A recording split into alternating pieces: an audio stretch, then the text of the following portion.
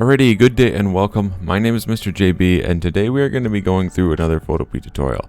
Now I've done a tutorial on this before, but I think I found some new things and I think I can run this a little bit better. So today we are going to be going through a text portrait.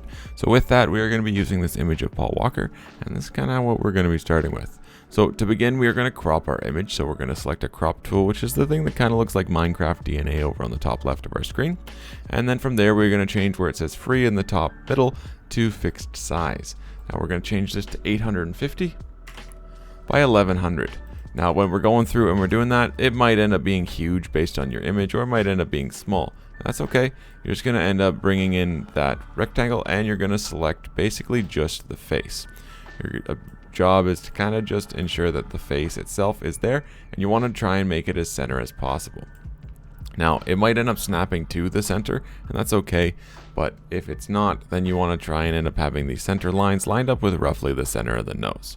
Click enter, and that will lock in your face. I'm going to press zoom, and I'm just going to zoom out, and from there we can begin our text portrait. So we want to click and we want to go down to the bottom right of our screen, this little half circle. We're going to go up to color fill. We're going to make a black color fill layer. We're going to click and hold on that, and we're going to drag it below our background, and we are good to move on. We are then going to use our pointer, and we are going to select the left side ruler. If you do not have your ruler on, you don't see any ruler there, you can press Control R, I believe, and it will turn it on. If not, just go to view and go down and turn on the ruler section. It should have a plus, or it should have a check mark over to the left that will indicate that it's on. You're going to click and hold, and you're going to drag this so that way it ends up in the center of your image. This is going to help us split for our selections. We're then going to select our rectangle tool, which is M in terms of its quick key over here on the left, and then you are going to select the right side of the screen. Now we are going to press Control C, Control V, and we should create a new layer. It should be layer 1, and it should only be the right side of the face.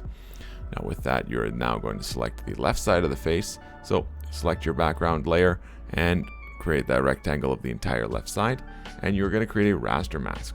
So down here, you're just going to select add raster mask, which is this tool that looks kind of like a camera, and you should see that you now have a box that's half white, half black. From here, we are going to select our quote. So we're going to click the T tool on the left hand side, which is our type tool. Adjust your font to be as high as it can be for the time being, and change your color to white. So with that, I'm now going to select on a space, and I'm going to do just a quote that I have for Paul Walker. I'll have the tuna. Fast and Furious 1 quote, and with that, it doesn't look that great. We need to do some adjustments. So we need to adjust the spacing that's in between our letters first. With that, we are going to click on the character tool, which is just double T on the right side of our screen, and we are going to adjust the leading. So adjust to 100. They're overlapping. We don't want to have any overlap.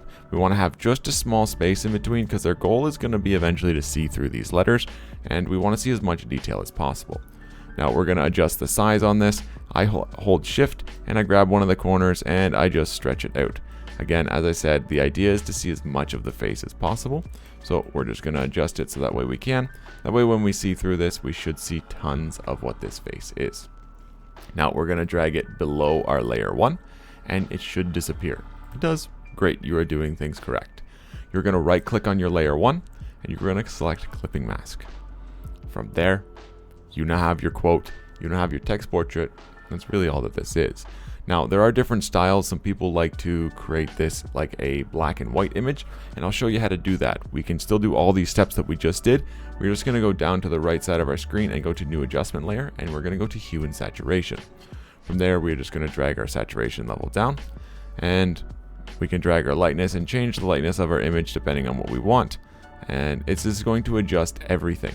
So it isn't applying it to just this right side image, just the text, just the regular thing. It's applying it to everything, even the black that is within our regular layer.